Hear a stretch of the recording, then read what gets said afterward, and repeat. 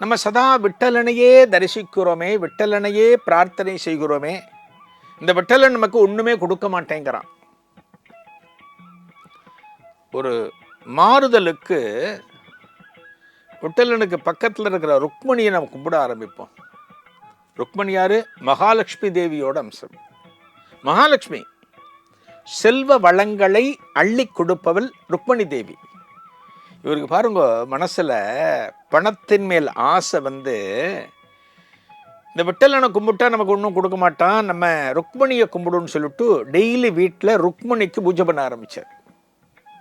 ருக்மணி தேவிக்கு பூஜை. விட்டலனை விட்டுட்டார்.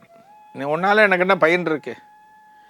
உன்னை இத்தனை வருஷமாக நான் கும்பிட்டேன், என்னை ஏழ்மையில் தானே வச்சுருக்க, எனக்கு எந்த விதமான வளமையும் கொடுக்கலையே, என் வீட்டில் எந்த விதமான செல்வமும் சேரவில்லையே, என்னுடைய மனைவி கேட்பனவற்றை என்னால் வாங்கி கொடுக்க முடியலையே, பணம் இல்லையே, உன்னை கும்பிட்டு என்ன பிரயோஜனம் அப்படின்னு விட்டலனை அழகாக கழற்றி விட்டுட்டு ருக்மணியை பிடிச்சிட்டார்.